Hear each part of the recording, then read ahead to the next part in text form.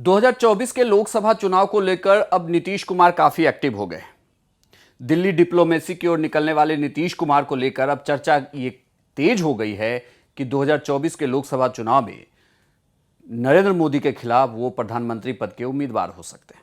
खैर, इसमें अभी वक्त है, लेकिन एक चर्चा बिहार में और चल रही है कि बिहार की कमान क्या तेजस्वी यादव को सौंप दी जाएगी और इसके पीछे का गुनागणित क्या कहता है। नमस्कार, मैं हूं इंद्र मोहन, आप देख रहे हैं बिहार तक।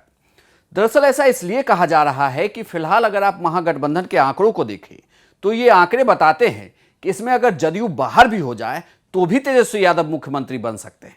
आखिर ये गुनागणित है क्या और कैसे वो मुख्यमंत्री के पद तक पहुंच सकते हैं बिना जेडीयू के समर्थन के।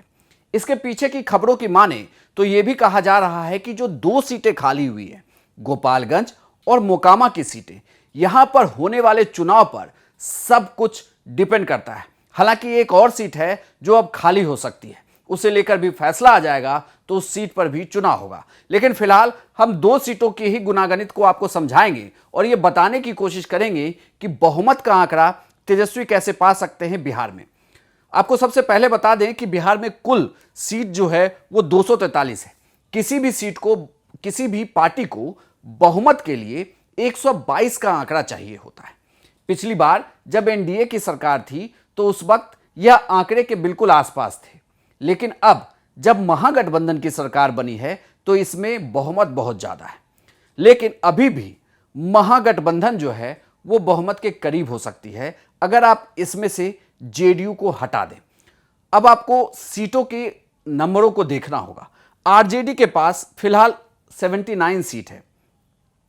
ये 76 सीटें इनके पास थी। 4 एआईएम के विधायक आरजेडी में शामिल हो गए थे, 80 सीटें हुई। फिर मोकामा से जो विधायक हैं अनंत सिंह, उनकी विधानसभा की सदस्यता चली गई, सजा सुनाया गया, जिसके बाद अब इन सीटों की संख्या 79 हुई है।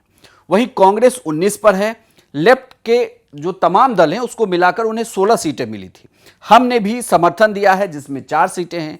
एआईएमआईएम के एक विधायक अख्तरुल इमान ने भी समर्थन दिया है सरकार को बाहर से। लेकिन इसमें एक बड़ा सवाल है, जो हम है ये जेडीयू के साथ आई है, इन्होंने नीतीश कुमार को समर्थन दिया है। लेकिन हम इस गणित को इसलिए जोड़ रहे हैं क्योंकि आपको बता सकें कि कैसे तेजस्वी यादव भी सिर्फ मुख्यमंत्री बन सकते हैं बिहार के। इसके लिए आप पूरे गणित को समझिए।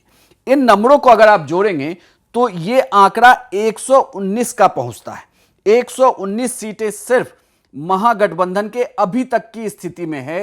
यह एक बहुत बड़ा नंबर है। बहुमत से सिर्फ 3 सीटें दूर। अब यह कहा जा रहा है कि गोपालगंज सीट, जिस पर बीजेपी के विधायक चुनाव जीते हुए थे सुभाष सिंह, उनकी मृत्यु के बाद इस सीट पर अगर उपचुनाव होता है तो यहां पर क्या खेल हो सकता है।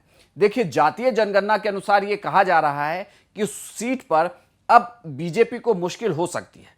लेकिन एक तर्क यह भी है कि उस सीट पर सुभाष सिंह लगातार चुनाव जीत रहे थे, तो ऐसे में क्या वहां बीजेपी के लिए मुश्किल होगी, यह भी एक बड़ा सवाल है। लेकिन यह कहा जा रहा है कि अगर महागठबंधन के खाते की बात करें तो यह सीट आरजेडी या कांग्रेस ले सकती है।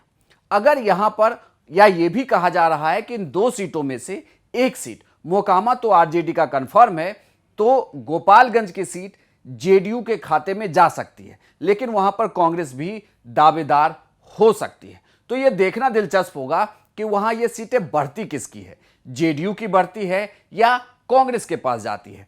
अगर इस सीट पर कांग्रेस या आरजेडी, यह बड़ा दिलचस्प है कि कांग्रेस या आरजेडी में से कोई भी एक दल चुनाव जीत जाती है तो एक नंबर और आप इनमें जोड़ दीजिए। मोकामा को लेकर कहा जा रहा है कि अनंत सिंह की पत्नी नीलम देवी यहां पर आरजेडी की उम्मीदवार होगी। उन्होंने चुनाव की तैयारियां शुरू कर दी है और यह भी कहा जा रहा है कि उनका जीतना तय है। ऐसे में 2 सीटों को अगर आप जोड़ दें तो 121 के आंकड़े पर तेजस्वी यादव पहुंच जाते हैं। लेकिन फिर बड़ा सवाल है कि आखिर तेजस्वी यहां से जो बहुमत के लिए एक और सीट चाहिए वो कैसे मिलेगा। तो यह कहा जा रहा है कि एक अदर जिन्होंने जेडीयू को समर्थन दिया है, सुमित सिंह, उन्हें भी लाना होगा यहां पर सरकार बनाने के लिए। 122 के आंकड़े को पाने के लिए। इसमें फिर जेडीयू की जरूरत नहीं होती है। बिना जेडीयू के समर्थन के ही तेजस्वी यादव सरकार बना सकते हैं। यह भी कहा जा रहा है, एक तर्क दिया जा रहा है कि नीतीश कुमार जब केंद्र की राजनीति में सक्रिय होंगे, यानी कि 2024 के लोकसभा चुनाव को लेकर वो जिस तरीके से सक्रिय हो रहे हैं, विपक्ष को एकजुट लाना चाहते हैं, ऐसे में उन्हें ज्यादातर वक्त दिल्ली में बिताना पड़ सकता है या लोकसभा चुनाव के लिए उन्हें ज्यादा प्रचार में जाना पड़ सकता है। ऐसे में यह कहा जा रहा है कि बिहार की कमान तेजस्वी यादव को सौंप दी जा सकती है।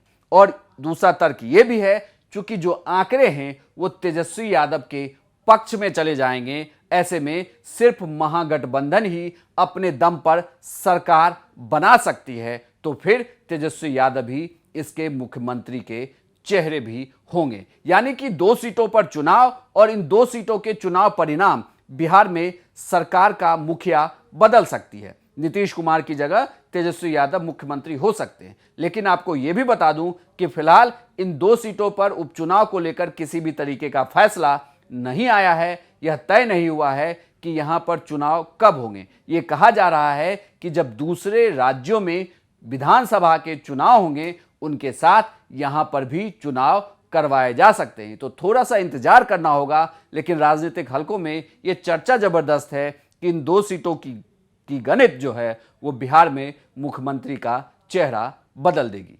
आपको यह पूरी जानकारी कैसी लगी हमें कमेंट बॉक्स में लिखकर जरूर बताइएगा। साथ ही बिहार की तमाम खबरों के लिए देखते रहिए आप बिहार तक।